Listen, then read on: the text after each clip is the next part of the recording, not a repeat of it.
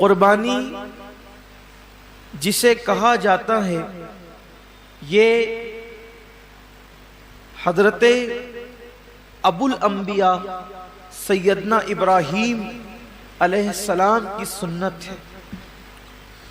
ویسے تو جب سے اللہ تعالیٰ نے حضرت انسان کو پیدا کیا ہے اسی دن سے قربانی کا سلسلہ ہے، اور یہ جو قربانی ہے گویا کہ یہ بندوں کا امتحان ہے، اللہ کی طرف سے بندوں کا امتحان ہے کہ بندہ جان، مال اور اولاد میں ان سے زیادہ پیار کرتا ہے یا مجھ سے زیادہ پیار کرتا ہے۔ یہ امتحان ہے اللہ کی طرف سے، آزمائش ہے۔ قربانی کے متعلق سوال ہوا جب اللہ کے رسول صلی اللہ علیہ وآلہ وسلم سے کہ یا رسول اللہ صلی اللہ علیہ وآلہ وسلم یہ قربانی کیا ہے؟ تو آقا کریم رؤوف الرحیم صلی اللہ علیہ وآلہ وسلم نے ارشاد فرمایا کہ یہ تمہارے باپ ابراہیم علیہ السلام کی سنت ہے، اور اس میں ہر بال کے بدلے میں اللہ تبارک و تعالیٰ تمہیں نیکی عطا فرماتا ہے، اور جب پہلا قطرہ خون کا زمین پہ گرتا ہے تو اللہ قربانی کرنے والے کے گناہوں کو معاف فرما دیتا ہے۔ یہ تو آپ سنتے ہیں، بار بار سنتے ہی رہتے ہیں، لیکن جو آیہ کریمہ قربانی کے موقع پہ پڑھی جاتی ہے، جو آیہ کریمہ قربانی کے موقع پڑھی جاتی ہے، اللہ اپنے حبیب سے فرماتے ہیں قل ان صلاتی ونسکی ومحیای ومماتی للہ رب العالمین۔ اے محبوب آپ فرما دیں کہ میری نماز، میری قربانیاں، حتیٰ کہ میرا جینا اور میرا مرنا سب اللہ کے لیے۔ اصل بات یہ آتی ہے اس دور میں کہ قربانی اللہ کے لیے ہونا چاہیے، قربانی بلکہ قربانی ہی نہیں، ہر کام اللہ کے لیے ہونا چاہیے۔ لیکن کل تک شادیوں میں دکھاوا تھا، کل تک ظاہری اعمال میں دکھاوا تھا، اور اب لوگوں کے یہاں عبادت میں بھی دکھاوا پیدا ہو گیا، اور خاص طور پر قربانی کے موقع پر یہ چیزیں زیادہ دیکھنے میں آتی ہے کہ لوگ دکھاوا زیادہ کرتے ہیں، اور لوگ اس پر گفتگو کرتے ہیں کہ اس کا جانور اتنے میں آیا اور اس کا جانور اتنے میں آیا۔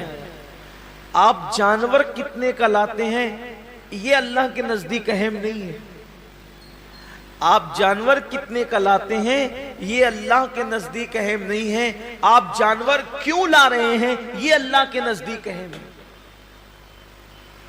اس لیے کہ حدیث پاک میں آتا ہے کہ قیامت کے دن جب انسان کے اعمال کا دفاتر لے کر فرشتے اللہ کی بارگاہ میں پہنچیں گے تو ان کی نیکیاں بہت ساری ہوگی، اور فرشتے پیش کریں گے اللہ یہ کتنی نیکیاں لے کر کے آیا ہے؟ اللہ فرمائے گا فرشتوں تم نے صرف نیکی لکھی ہے کہ اس نے نیکی کی ہے، تمہاری نظر نیکی پر ہے، میری نظر نیکی کیوں کی ہے اس پر ہے، کیونکہ وہ علیم بذات الصدور ہے، وہ علیم و خبیر ہے۔ اللہ فرماتے ہیں کہ اس نے کیا کیوں ہے اس پر میری نظر ہے۔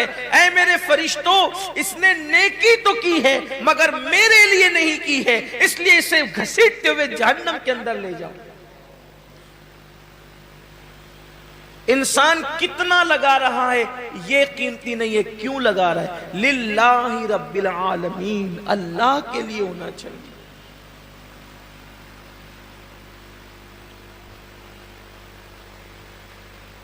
ایک مقام پر قرآن کہتا ہے کہ اللہ کے بارگاہ میں تمہارا خون اور گوشت نہیں پہنچتا قربانی کا۔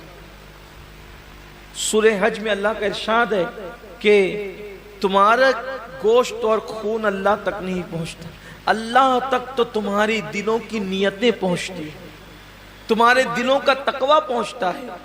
میرے پیارے آقا صلی اللہ علیہ وسلم کے پیارے دیوانوں، آج کل قربانی اللہ ماشاءاللہ اس لیے بھی لوگ کرتے ہیں کہ گوشت کھانے ملے گا، گوشت تو ملنا ہی ملنا ہے، گوشت نے جانا کہاں ہے؟ گوشت جائے گا کہاں؟ گوشت تو کھانے، لیکن نیت تو اچھی کرو۔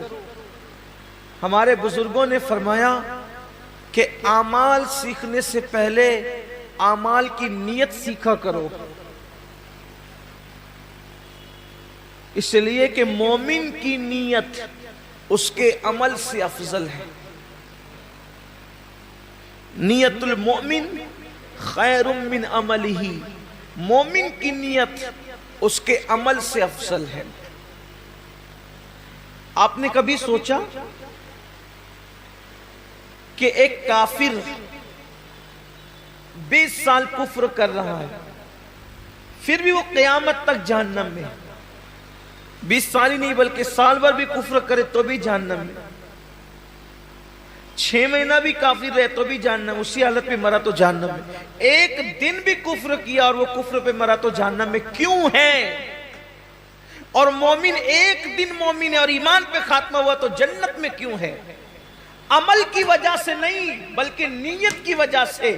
کافر کفر پر اس لیے مرا کہ جب تک زندہ رہتا کفر پر رہتا، اس لیے ہمیشہ جہنم میں نیت کی وجہ سے، اور مومن جنت میں اس لیے ہے کہ جب تک دنیا میں رہتا ایمان پر رہتا، ایمان پر رہنے کی نیت اس کو ہمیشہ جنت میں رکھ رہی ہے۔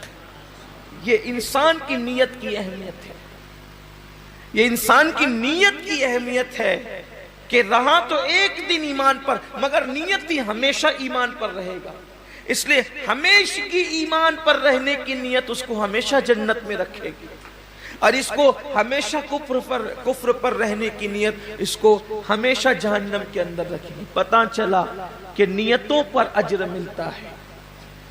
تو آج مومنوں کو، مسلمانوں کو نیت درست کرنے کی، جانور خریدو تو کتنا گوشت نکلے گا یہ دیکھ کر مت خریدو، بلکہ یہ اللہ کے نزدیک قبول ہوگا یا نہیں قبول ہوگا یہ دیکھ کر کے خریدو۔